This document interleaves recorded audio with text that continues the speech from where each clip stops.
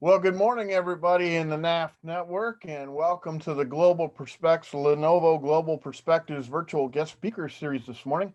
I'm Kevin English, Senior Director at NAF, and we will introduce the Lenovo team. Just a couple of housekeeping notes. We will have questions. Please place your questions in chat, and we will ask those as we go through the session. We are also recording this session so that you can use it later on in your teaching and in your classrooms or for examples. And this morning, I'd like to introduce Anfernee Parker from Lenovo. Anthony, introduce yourself and your team, and let's get going. Absolutely. Good morning, fellow Zoom participants.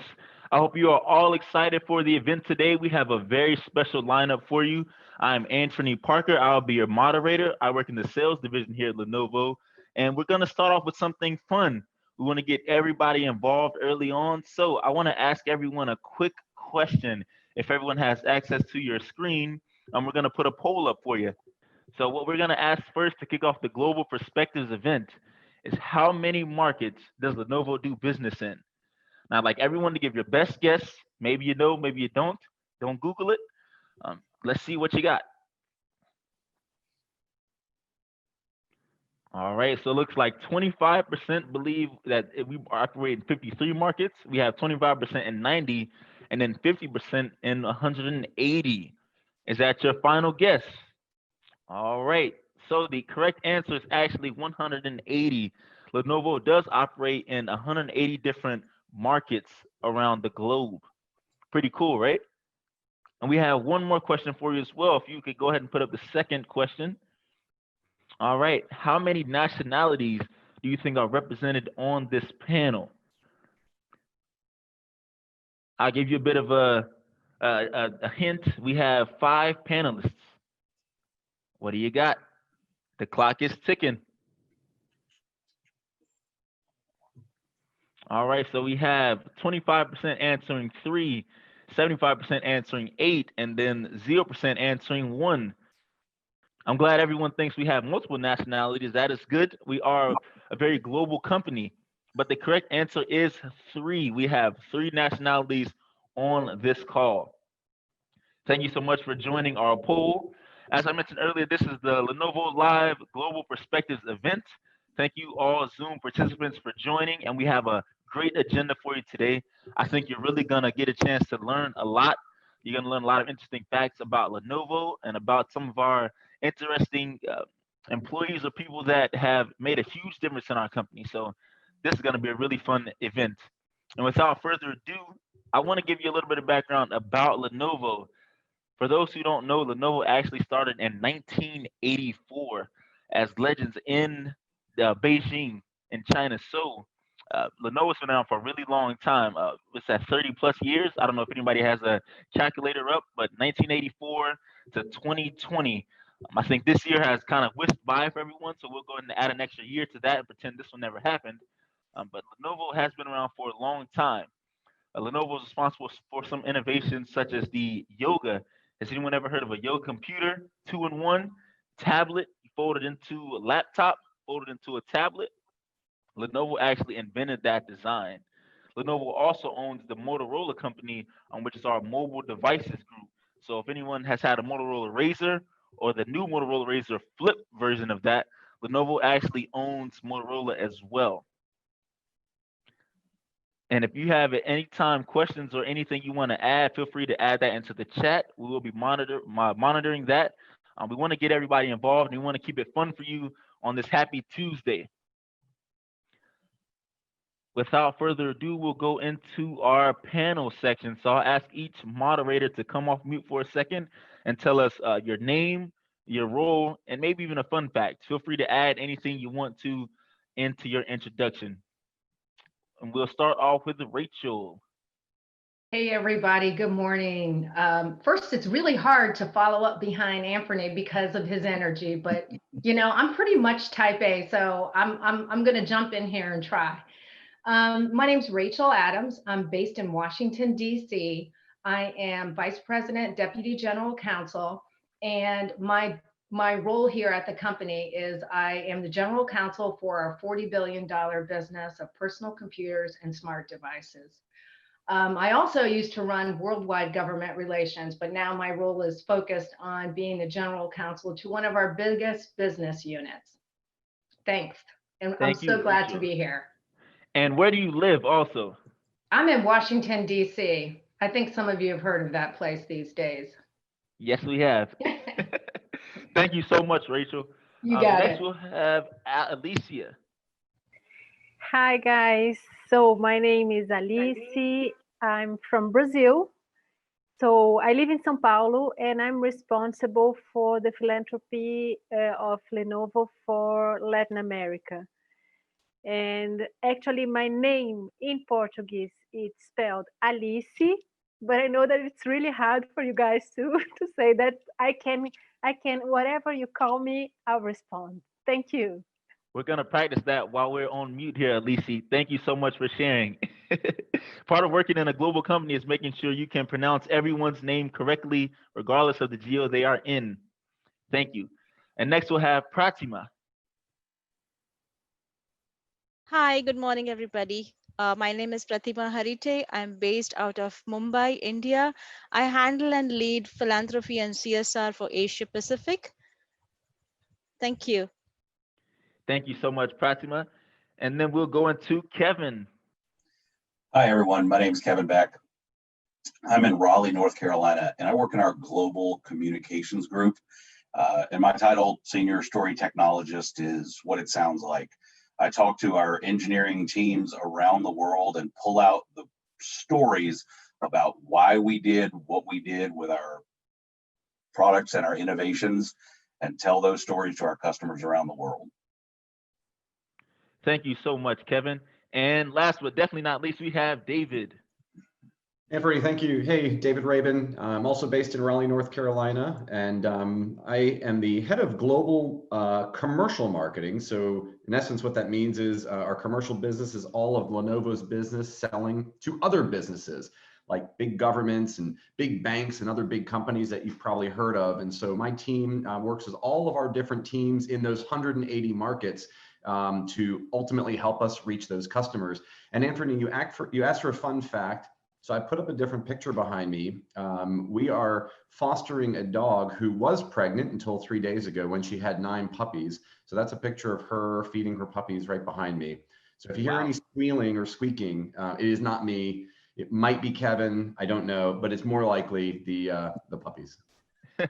That is definitely a fun fact. I've heard it's hard to adopt a dog nowadays because everybody's working at home and everybody's trying to get their animals and trying to get some type of a way to spend their free time. Yep, you got it. All right, so as you can tell, we have 5 superstars on the panel today with a variety of background and experiences. So I think everyone is really going to enjoy this panel. I'll get things kicked off with a question for everyone. Pretty straightforward. Take about 2 to 3 minutes to answer, max if you can. But how did you find your job at Lenovo? Or how have you gotten to your current role?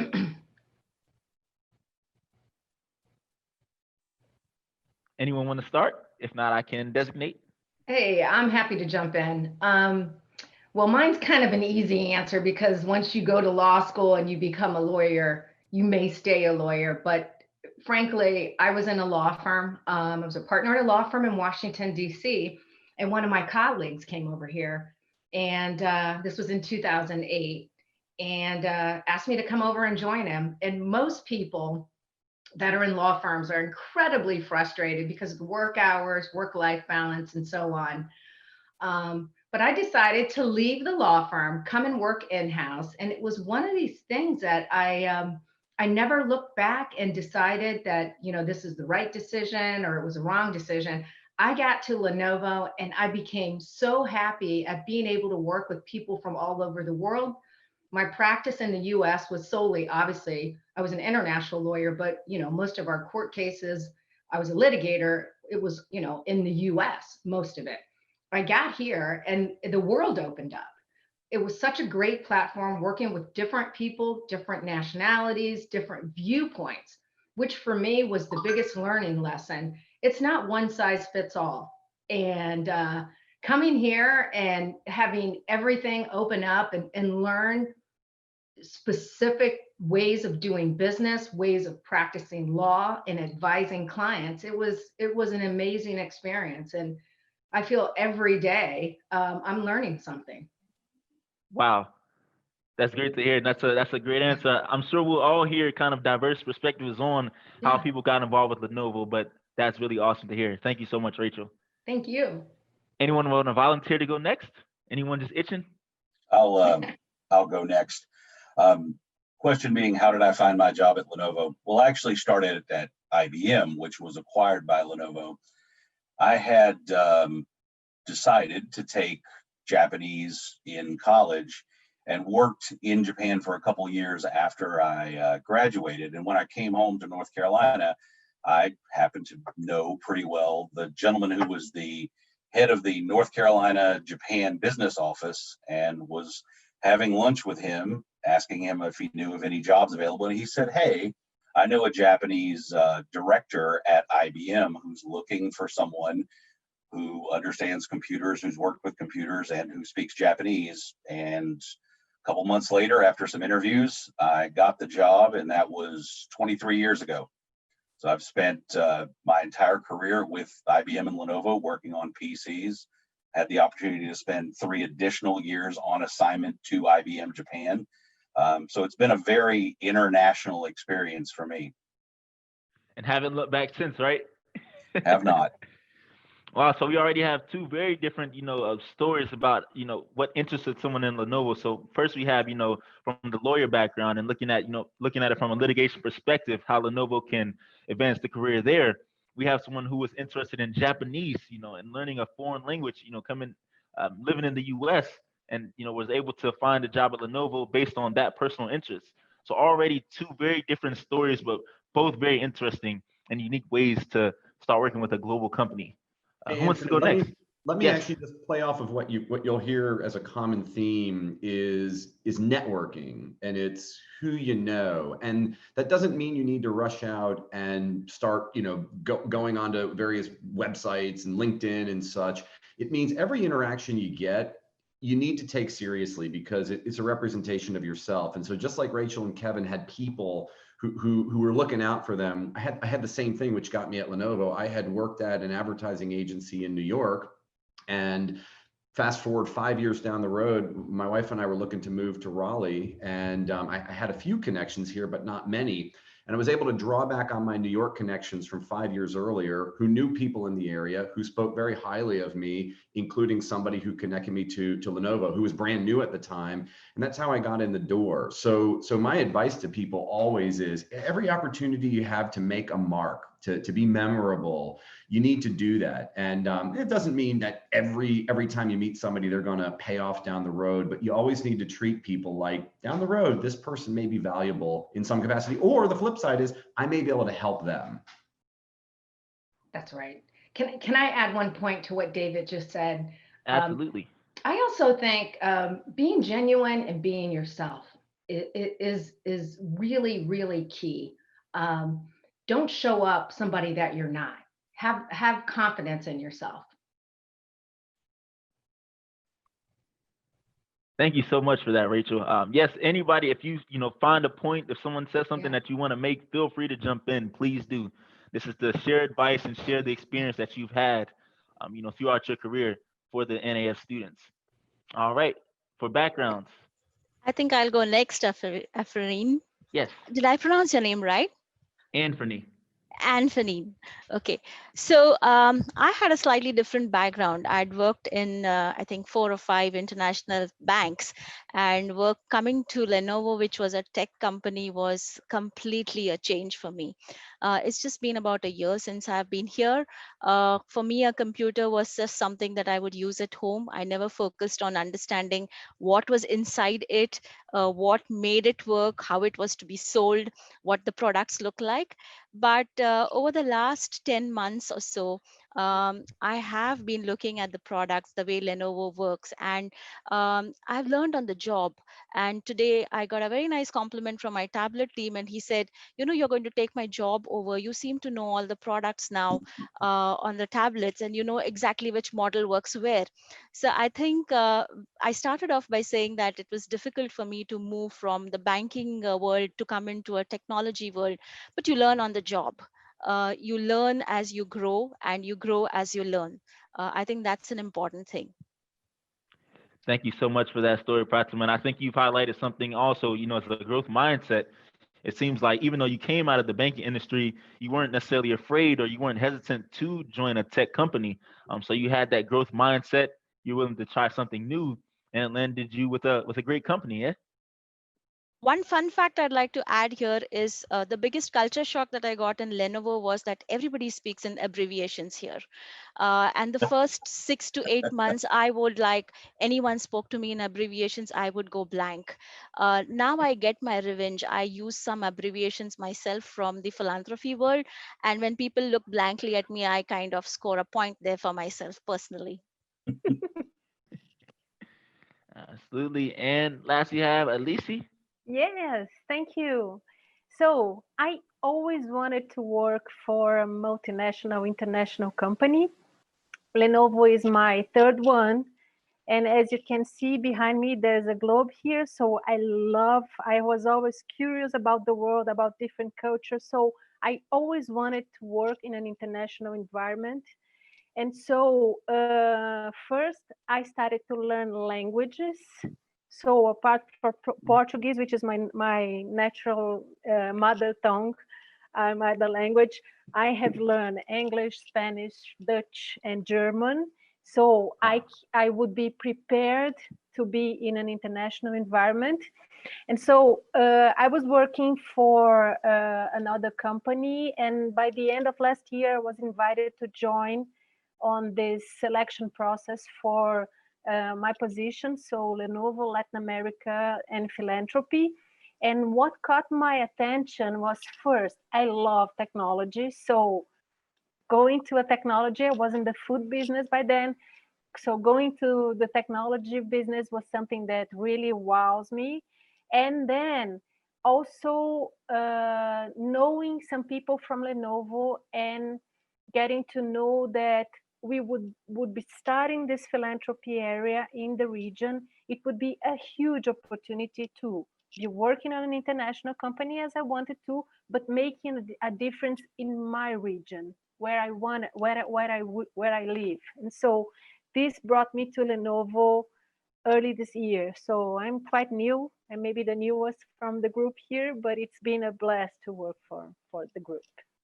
We're Thank you. definitely glad to have you, Elise. Obrigado. Did I say that correctly? Thank you in Portuguese? Yes, Okay. yes. Thank you so much. And so I kind of lead into that too. Is if anyone on the panel speaks multiple languages, Alicia has shared her languages that she speaks. Is there anyone else who'd like to share other languages that they've studied or that they've learned or outside of English? Come on, Kevin. It started with Japanese. I can legitimately be said to speak that fluently. I have also taken a little bit of Chinese. I understand it and can say some basic things. And my wife is also a US citizen, but her parents are from India. So I've learned a little bit of Hindi and Gujarati as well. That's awesome. Anyone else? All right, but you can see how, when you're working with a global company, it may be useful to study languages or to, be interested in that elective course where you can get those skills. And you never know when you're working with someone, in Brazil or in China or in Japan, and that may come in handy for you, or you may be able to make that certain connection that others wouldn't be able to make with that individual just based off, your language skills outside of your native language. So we'll make the questions a bit harder now. I think we've talked about a lot of the positives and a lot about the bright side of working with Lenovo and a company that is, all around the globe. But I'd love to hear from the panelists about, what are some of the challenges or disadvantages of working with a global company? And we'll probably have 3 panelists, take a 2 to 3 minute answer on this one as well. I'll go ahead and start off. And frankly, I don't see a lot of the negatives. I think the one thing that you have to be very conscious about is work-life balance. We talked a little bit about this up front before we joined in with everybody, but you have to be conscious of work-life balance. For those of you that have family members, other people, just you have to balance time for yourself. My mornings are filled with a lot of Europe calls, a lot of end of the day calls in China. Our late evenings can still be dealing with issues in Asia or wherever, but you have to carve out time for yourself. Yeah, I think Rachel's onto something. I also have a global job, and it's less about the negatives and just more about being thoughtful with how you act and how you plan your life. So to Rachel's point, you know, the world is 24 hours. So we do speak with people who are 12 hours away from us. It would be lovely if we could say to them, hey, it's morning in the US where we are. I'm sorry, it's evening for you. You always have to talk to me then. No, that's disrespectful. So you have to play it back. You also need to recognize that every culture is different. So some of the mannerisms, some of the words that we might use amongst ourselves, maybe where English is our first language, don't translate all that well. And you know, at a company like Lenovo, where we have made English sort of the corporate language, it's easy to forget that it's not the first language for many people we deal with. So we have to speak slower, we have to be more articulate. So again, it's about being thoughtful to the people that you work with, and not necessarily a negative per se. I'd echo both what Rachel and David said. There aren't negatives, but there are challenges. As David said, even if people are native speakers of English, they may not be speakers of the same brand, the same accent. And so I would just always view that as an opportunity. I lived in an international dormitory for a year in college, and learning to interpret different accents, even in English, and to look at that through the appropriate cultural lens of how people frame arguments differently, how they express themselves. It's a challenge, but it's also a skill. Once you learn that and become known as someone who can effectively work with people in other countries, it can be a great asset to your career.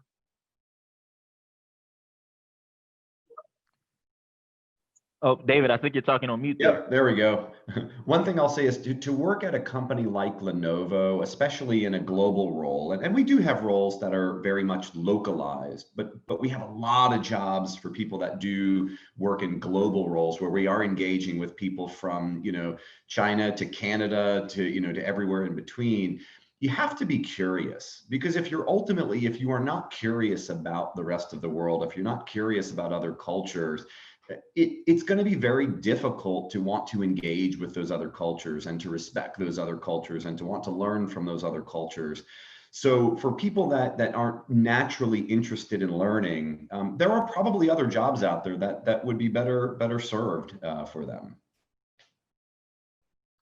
Absolutely. I think we've kind of touched on this also. Is, you know, in the world, it's an increasingly global world, and so we're always connected with people from other countries via social media, via news, and so I think Lenovo kind of shows that, you know, that global interaction that we have with other individuals. I actually studied Spanish in college as well, and so I'm fluent in Spanish, and so that helps me on a day-to-day basis, because we do have, you know, from a sales perspective, teams in Mexico who, you know, help us throughout our sales process. We have teams in Argentina. And so it's always fun to, you know, kind of go back and forth from English to Spanish in my day-to-day role. I was just going through to see if we had any other questions in the chat here. Just want to make sure everyone is able to interact with the panelists at will. I think that is all we had. I saw a question about every interaction opportunity matters. Show up as yourself. I like to think I show up as myself as well whenever I get the chance. I think, you know, that's what makes things memorable. That's what makes people make connections with you. If you are genuine and if you show people who you are, what your interests are, you know, you make those connections in your career, but also just in life. We'll move on to our next question for our panelists. What skills are needed to help you excel and stand out when you're working with a global company? I think we've touched on it a little bit, but I'd like to hear from other panelists as well. Just what are some of your thoughts about skills needed to stand out in a global company and help you excel? I can go on this. I Yes. think I've already, we have already talked about languages, but I think that communication is key. You have to communicate in different ways with different people from different cultures. So I do believe that communication is kind of a key. Rachel mentioned the life balance. So planning also is something really important. You have to plan your day, you have to plan your week, you have to be planned in order to attend different meetings in different time zones and everything. So I would leave things for the other ones, but my 2 points mainly are this: communication and planning. Thank you. Absolutely. Absolutely. Was anyone else want to jump in on skills that have helped you excel with a global company? And it can be any of the panelists. Let me jump in and I'll follow up on what Elise said. I think also to her 2 points, I would also add patience. I think patience goes hand in hand with communications, but sometimes you have to just sit and listen to your colleagues, because sometimes you come in with that expectation of how you think things should be, and you don't put a worldview or a cultural view on it. And you need to listen so that you can understand the nuances and communicate effectively. Yeah, I think that's a really great one about communication, both written communication and verbal communication. Every time you have an opportunity to talk to somebody or email them or write them, you need to choose your words well, right? We heard earlier, you need to be authentic, but you need to be, to communicate. You need to tell a story every time you talk to someone. The other thing, actually, because we're in an election season here in the U.S., I'll call out is diplomacy. And really what that means is it's being able to manage relations with other people. And so it is a political term, I guess, by nature, but and you don't see much of it sometimes in politics. But in the business world, we have to act like friends. We have to act like we want to be working with the people in our organization to get stuff done together. And if the two sides are constantly arguing and constantly fighting, it's very difficult to get stuff done. And that obviously hurts the company. You don't have to love everyone you work with. You're not going to have things in common with a lot of the people you work with, but that's okay, because you do have one thing in common. We all work for the same company. We have to work well together. Absolutely. I would agree that collaboration is definitely key. We did have one question from our audience, so I wanted to make sure we get this in here. And this can be for all panelists. I'd like everyone to give their answer on this one, because I know they're all going to be very unique. But how has the pandemic affected your work, your day-to-day? Anyone can start. Well, I'm wearing shorts today. I never could do that in the office. So great answer. Yeah, I haven't worn long pants in 6 months. Okay, the lawyer's going to speak up now. Let's stop it there. I get a really good run in the middle of the afternoon because I'm trying to manage my life, and I'm working a lot in the evenings and early mornings. So self-care has been very important to me. And I feel like my skin's in pretty good shape right now too. I'd say it looks great, Rachel, but I don't think David, as a lawyer I can say that. Thank you. I just to echo some of the things that the others have said, that Elise and Rachel has said about communication. It is a little more difficult to see just these little pictures on Zoom or Teams and to effectively communicate. Don't think any of us have traveled very much. I had been logging about 100,000 miles a year, meetings in China and Japan. And in some ways, it's much more effective to sit in a room full of people and talk through issues.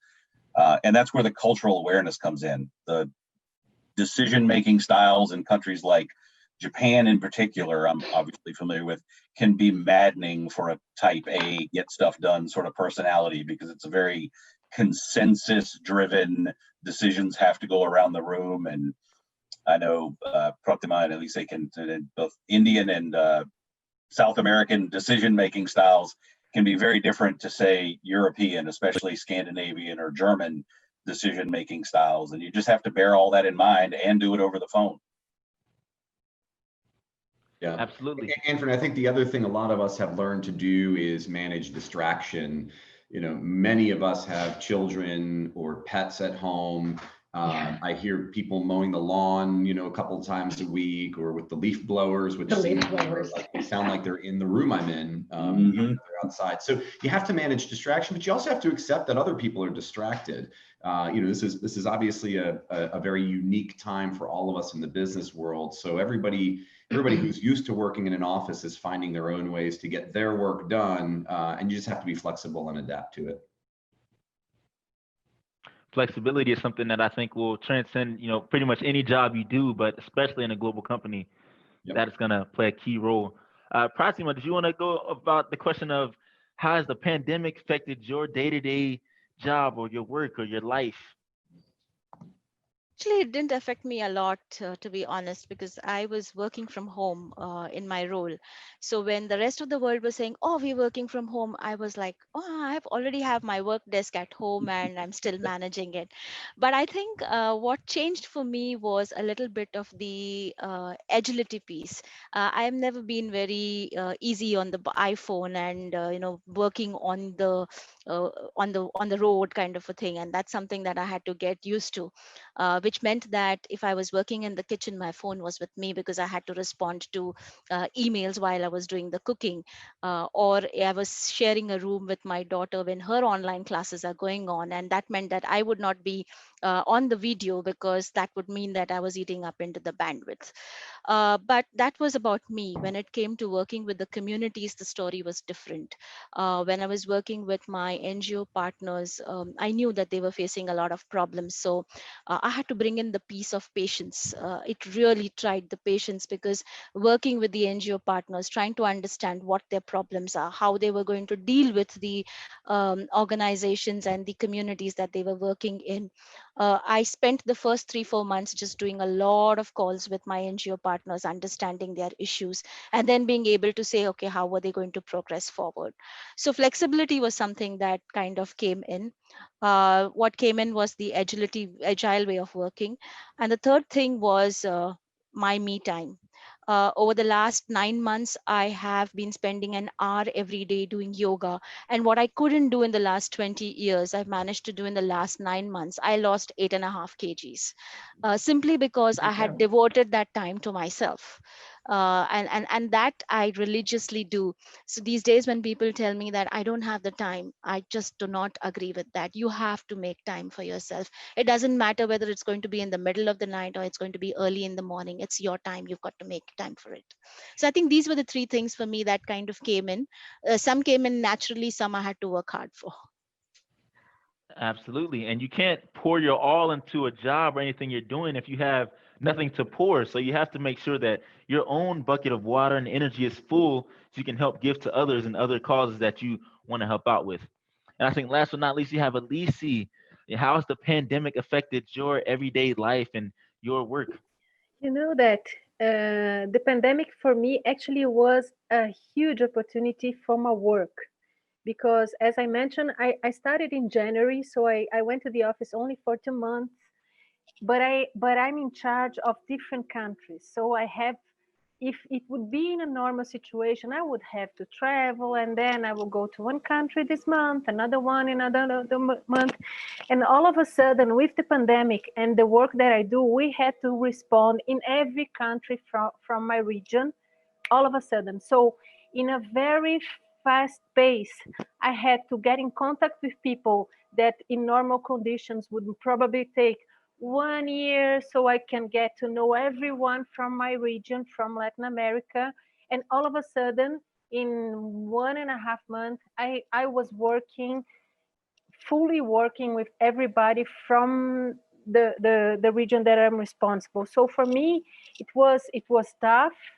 It was super time consuming, and it was on the beginning while my 2 daughters were starting to have this distance learning stuff at home, and I had to cook and I had to clean and I have to do everything all of a sudden all together now. But looking at it right now, it was a huge opportunity for me and my work at Lenovo.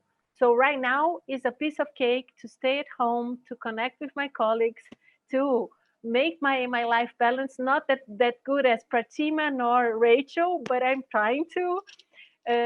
But it's been I think that we adapt. So what I learned from this pandemic is that we really have we have to adapt, and we adapt fast. So this is pretty much it from my side. That is an awesome answer, Alicia. And you actually bring up another good point. I'm sure a lot of our students on the call today may be interested in a job where they get to travel. Maybe they get to go on a work trip. Maybe you want to not just be in one area. Maybe you want to commute, or maybe you want to get to live in different areas while you're working. So I'll start with you, Alicia, because you've already kind of alluded to it, and then I'll let the other panels answer as well. Is where have you gone strictly for work travel, and what have you done when you went to those locations?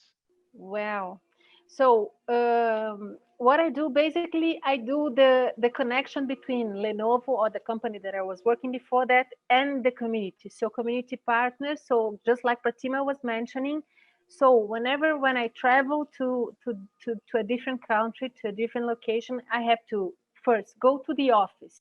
So get to know, especially it would be lovely to be in person, but getting to really know people from Lenovo, from Motorola, from that location, understand with them the context that they are in. I'm not in their country, so I have to listen to them. I have to exercise my empathy. And so, and then go with them, preferably with them, to the NGO partner to establish the connection and see what we could do together.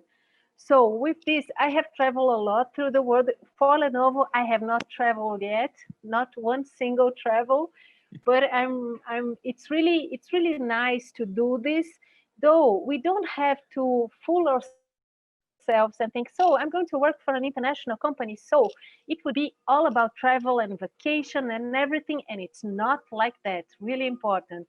There were plenty of times, and I know that my colleagues should have also had this experience. You travel, so you go to the airport, you travel from the airport, you go to the hotel, and from the hotel, you don't have time to look outside the window, and you have to leave for a meeting, and then you have to go and have dinner with people that were in the meeting, and in the next day, you're flying back home.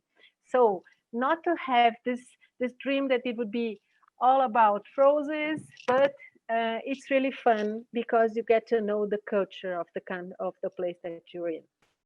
Absolutely. Thank you so much for telling us the reality of what it's like to travel with a global company. Any of the other panelists, where have you traveled pre-COVID? I'll chime in here. Yes. I've been extraordinarily lucky in that respect, and it's something that I very much enjoy. I don't know exactly how many of the countries I've been to were for work, but I think my total's up to about 57. So probably 30 something of those for Lenovo. Many years spent working in Japan, obviously a lot of time in China, but the bottom line is that if you told me when I was 18 years old that I'd have a job where some of the closest friends I had made over the last 20 years are coworkers in, I'm thinking specifically of Romania, Iceland, Norway, Japan, China.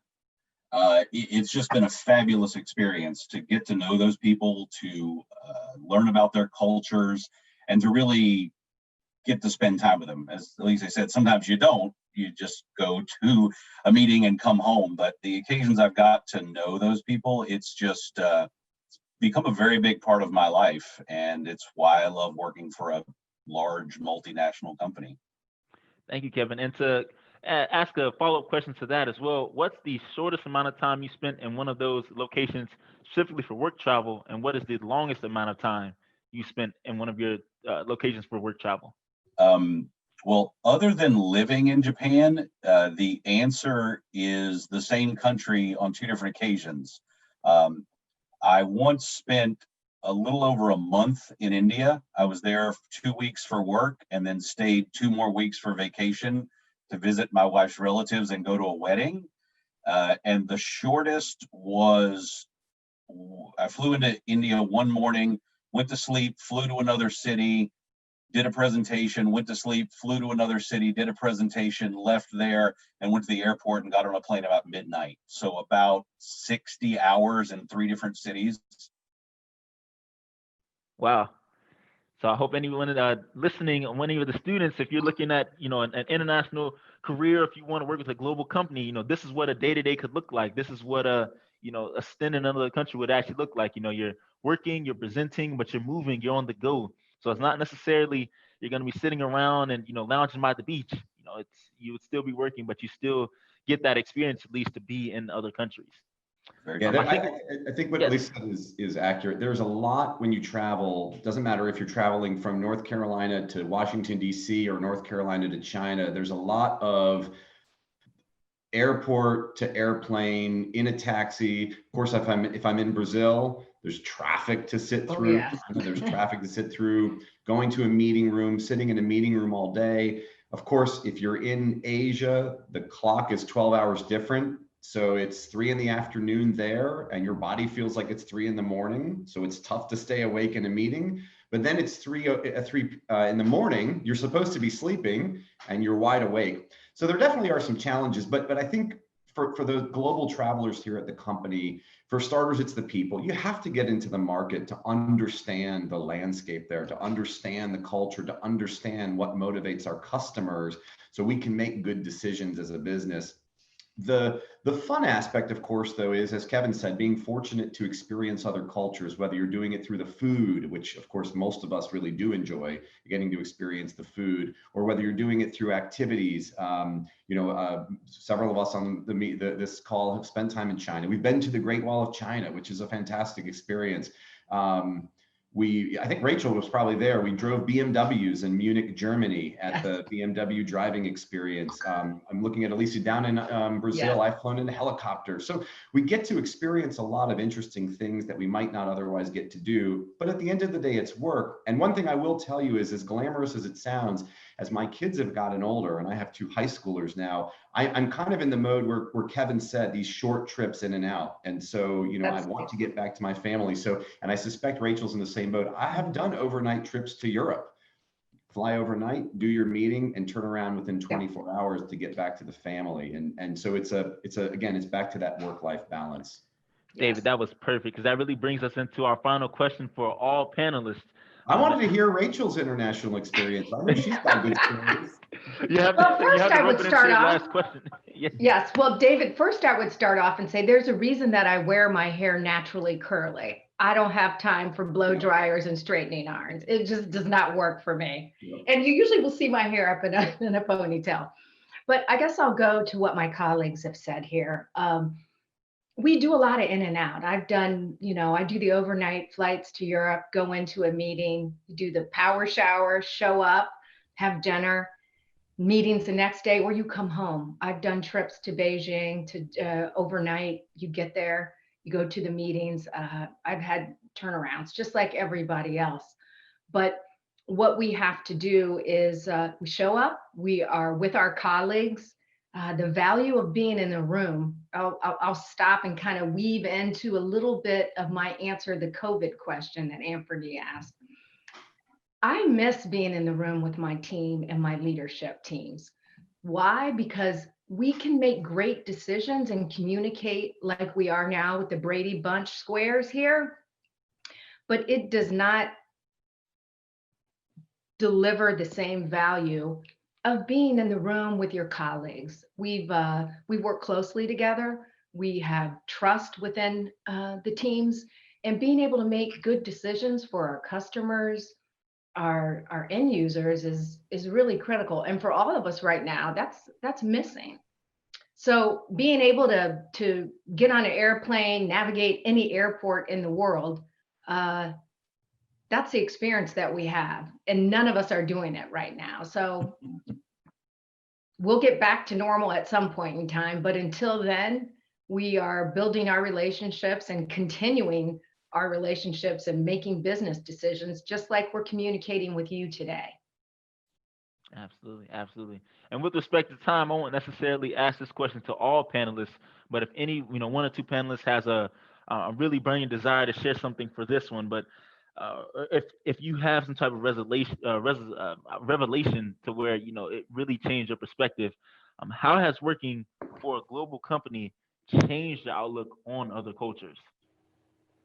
Maybe 1 to 2 really good ones here to finish off strong.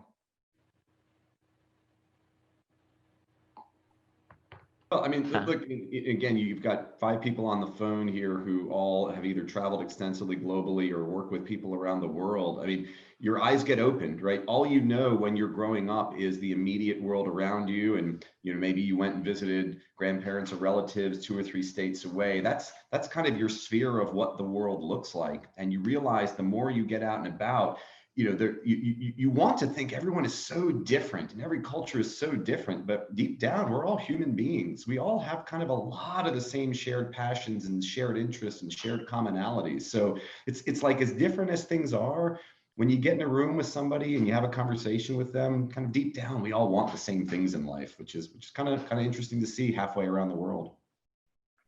Absolutely, David. I think that covers it, man. Thank you so much for that. That was a good one. Let's open up for Q&A. What does the audience want to hear from our panelists? What questions do you have about working for a global company? Questions about Lenovo, or in general, career advice? We'd love to give it, and we're happy to help in any way we can. That's what we have here. What do I need to have to move to another country with Lenovo? What do I need to have to move to another country with Lenovo? Should I provide some more context around that? Or is anybody? Let me take a stab at that. Yes. Let me take a stab at that, Anfernee. And I hope I'm not giving you guys too much information, but what we do, our workforce is very important to us. We have a process every year called OHRP. So it's our resource planning, right? So we set up our organizations. We're really focused on the human resources part of this. And as part of that process, we ask you if you are interested in a relocation. If you come into the company, you do have a job. If there is an opportunity for, an intra-department transfer, if you want to relocate and work in a different part of the globe, we would be open to listening to that. Now, and I'm sure my colleagues on the chat will say, a lot of this is contingent on budget and what financially the company is able to do. But we take very, very seriously what our employees want to do. We want you to set out what your talents are, what your goals are, and what your career aspirations are. We are willing to listen and help you grow. That's a part, I think you've heard us all talk about how important it is to be with each other and to listen to each other. We will listen to you as an employee here at Lenovo so that we can help you reach your career goals. I would echo something David said earlier about keeping in mind the people you've met and keeping good relationships. My international assignment literally resulted from a once a quarter career conversation with my boss's boss. And she called me up a month after that and said, Monday morning, go meet this Japanese executive in the lobby of the other building and walk him to his meeting. And you got half an hour to convince him that he needs to, that you need to work for him. And about 6 months after that, I was in Japan for 3 years. So it can happen as quick as that. Just take the opportunities, keep your eyes open, and let your management chain and your coworkers know that it's something you're interested in. Yeah, we have another one in the chat here. How do your colleagues from other countries view our country? And by our country, I'm assuming they mean the United States of America. During this election time, does this affect your business? So how do your colleagues from other countries view the U.S. during the election time? And does this affect your business? Everybody in the world is looking at your election time. This is something really important for you to know, because of course it affects the economy, if it affects the relationship between countries. So everybody's looking at what's happening there. I think that pretty much covers that one. Maybe does this affect your business? Does anyone want to say it affects your business day to day? If you have a quick 1 or 2 things where you've seen it affect you, or is it mostly? Yeah, Not specifically the election. The world is always going to be full of situations where there's governmental issues that might, play one country against another. Rachel deals with this on a minute-by-minute basis. The nice part about being a global company like Lenovo is if, for example, there is a political situation in one market, or maybe even an economic situation where one country's economy is suffering, because we do business in these 180 markets, there's a good chance that our other markets will offset some of those business declines. So again, not specific to the election, but we do certainly monitor a lot of the political situations around the world. Absolutely. And this may be a good question for you, Kevin. I just got another one here. I want to make sure we're getting as many of these as possible. They say that some of the jobs of the future do not exist today. Do you have any idea of what the types of jobs that might exist in the future are? And anyone can answer, but I thought that Kevin may have somewhat of a... Most specifically, I think, can't tell you what the job title is, but it's the skill sets. Huge believer that if at all possible, learn foreign languages, certainly become familiar with other cultures. Communication skills can absolutely not be overstated, and data, right? I was lucky enough, I was actually a genetics major in college who ended up getting a job working computers with IBM because of language skills. But the one thing that has served me well in analytical science is the ability to deal with data, right? To know what it means to understand statistical analysis, to understand data analysis. So no matter what core discipline anyone chooses to major in, I think the meta skills that you need are international skills, general communication skills, and the ability to deal with lots of data. Thank you, Kevin. Next question we have, as I am in high school, what skills should I focus on to develop? And this can be anybody. I would say follow your heart. What do you want to do? That's what I mean. I go to be true to yourself. Don't try and be something that you're not, but you have to look inside and figure out what you want to do, whether it's business, legal, marketing. We've got a host of different individuals here. Find out what you want to do and build skill sets, obviously, that are at the core there. But again, it's like if my mom were sitting here, what would she tell me? Be tolerant, be patient, and treat people the way you want them to treat you. Real easy things. Yep, and I'll piggyback off of that too. I know when I was in school and in college, one of the biggest things they taught us was to work on the soft skills, skills that can be transferable to any job you do. So we mentioned earlier communication, being flexible, adaptable, writing. These are skills that could help you in any job that you get. So being able to communicate with anyone, being able to work in a team environment, I think would transfer to any job that you may want to get one day. Yeah, I think be a good person. Look, if you're in high school, you're gonna make mistakes. That's okay. Learn from your mistakes.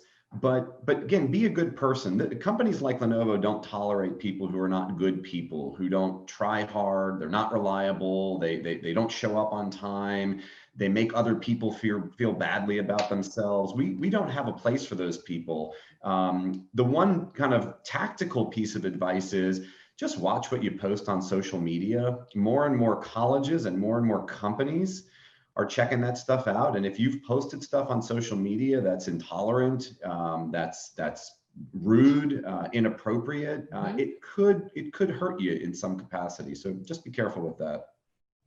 That's great advice, David.